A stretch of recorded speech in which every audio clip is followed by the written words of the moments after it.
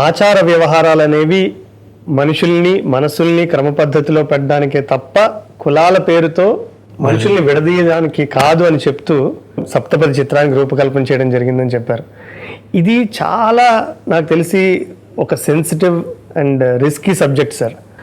ఈ సబ్జెక్ట్ ఎన్నుకోవడానికి గల కారణం అంటే చాలా ధైర్యం కూడా కావాలి. మీరు ఆ క్లైమాక్స్ చెప్పిన విధానం. మా గురువుగారు ఒకటి చెప్తుండేవారు, అప్పుడే పుట్టిన ఆవు దూడని నీళ్ళలో పడేస్తే నదిలో కొట్టుకొచ్చేస్తుందట. అది అప్పుడే పుట్టింది. ఎందుకు కొట్టుకొచ్చేస్తుందంటే దానికి చనిపోతాను, నీళ్లు మునిగిపోతాను అనే భయం ఉంటుందట. అలాంటి స్థితి అప్పుడు నాకు. నేను ఆలోచించేది ఎప్పుడు కూడా సినిమా తీస్తున్నప్పుడు ఒక్కటే ఆలోచన ఏంటంటే నా నిర్మాతలకి ఈ సబ్జెక్ట్ నచ్చాలి. ప్రతి స్టెప్లోనూ అమ్మో I'm taking a risk, they are taking a risk అని అనుకుంటే అసలు ఒక్క అడుగు కూడా ముందరికి వేయలేను. సో అలాగనుకున్నప్పుడు డెఫినెట్గానే ఇది చాలా పెద్ద రిస్క్. అందుట్లో నేను వస్తుతః మతాన్ని నమ్మేవాడిని, ఆచార వ్యవహారాలు నమ్మేవాడిని, నాకు దాని మీద భక్తి ఉంది. మరి నేను తీయటం అంటే అది చాలా ఆశ్చర్యకరమైన. మహాత్మా గాంధీ గారిని నాన్ వెజిటేరియన్ హోటల్కి తీసుకెళ్ళి తినండి అని ప్లేట్ పెట్టినట్టే. అట్లాగా ఈ సప్తపది తీసినప్పుడు నేనేమీ అధైర్యపడలేదు. ఆలోచన ఏంటంటే నా నిర్మాతలకి ఈ సబ్జెక్ట్ నచ్చాలి కాబట్టి వాళ్ళకు కూడా ఈ సందర్భంలో నమస్కారం చెప్తున్నాను. నేను ధైర్యం వాళ్ళది. నిజంగానే సార్, మీరు అన్నట్టుగా ఇలాంటి మంచి సినిమాలు రావడానికి కారణమైన నిర్మాతలకి నిజంగానే మనం భీమవరపు బుచ్చిరెడ్డి గారు, సో వారి కాంట్రిబ్యూషన్ కూడా ఈ సమయంలో మనం డెఫినెట్గా వారిని తలుచుకోవాలి.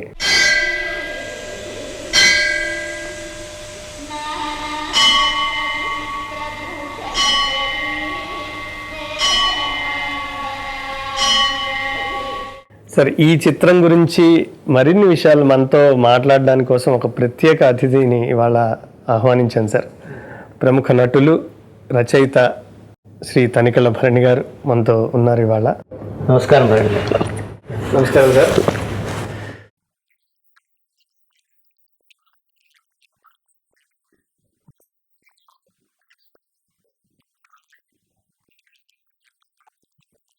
శంకరాభరణంతో మొత్తం యావత్ భూగోళాన్ని ఆకర్షించిన విశ్వనాథ్ గారి రెండో సినిమాకి సహజంగానే ఆ తర్వాత వచ్చే క్రమంలో అంత ఆసక్తి ఉంటుంది. సినిమా చూసిన తర్వాత నాకు అనిపించింది ఏమిటంటే శంకరాభరణంకి కొంత ఏమో ఎలా ఆడుతుందో ఏమో భయంగా మొదలై ఒక విశ్వరూపాన్ని సంతరించుకున్న శంకరాభరణం సక్సెస్ తర్వాత ప్రతి ఫ్రేమ్లోనూ ప్రతి సీన్లోనూ ఒక అపారమైన కాన్ఫిడెన్స్, అంటే నేను అనుకున్న తీయగలను అన్న ధోరణి నాకు అనిపించింది. దానికి మీరేమంటారు? అంటే ఎవరు మనం ఏ పని చేసినా మనకు ఒక కాన్ఫిడెన్స్, కన్విక్షన్ ఉండాలి కదా. 100% శంకరాభరణం కంటే కూడా ఇంకా రిస్కీ సబ్జెక్ట్ సప్తపది.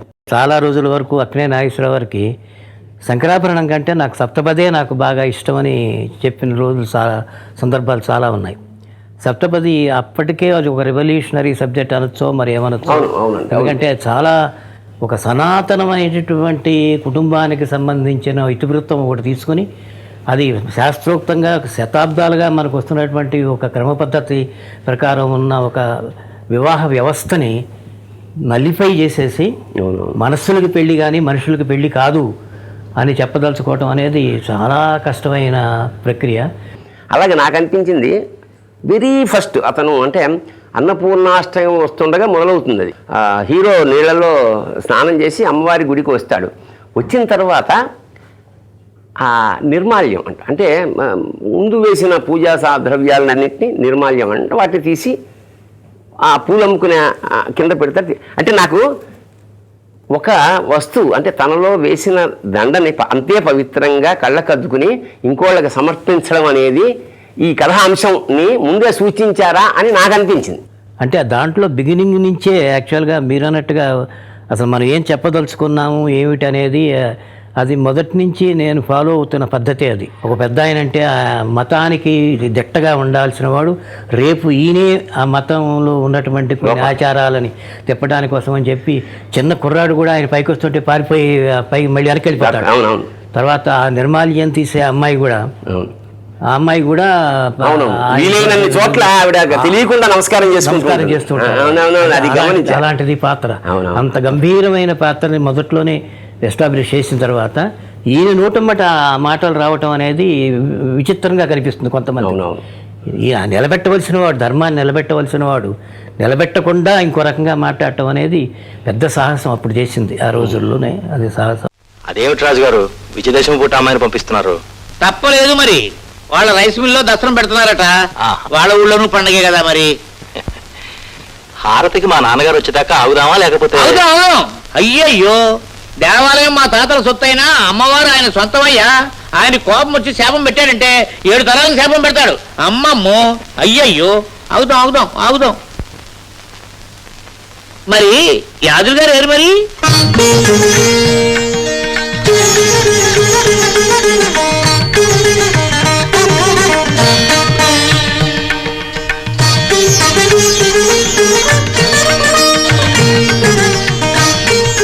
నాన్నగారు ఆలస్యం అయిపోతుందండి. మరి ఎలాంటప్పుడు అవుతుందమ్మా మరి. అరుగో వస్తున్నారు గౌరీ, ఆ,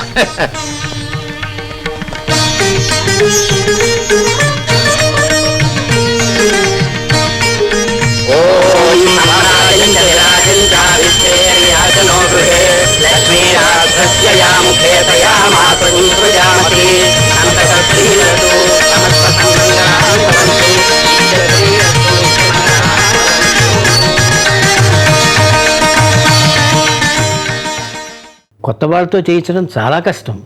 చాలా పేషెన్స్ కావాలి ముందర, విపరీతమైన పేషెన్స్ కావాలి. ఎందుకంటే వాళ్ళు అంత రా పీపుల్ని తీసుకుని, కెమెరా కూడా ఫేస్ చేయకుండా ఉన్న వాళ్ళని తీసుకుని, తర్వాత ఇలా ఉండాలి, ఎక్స్ప్రెషన్ ఉండాలి, అవి ఉండాలి.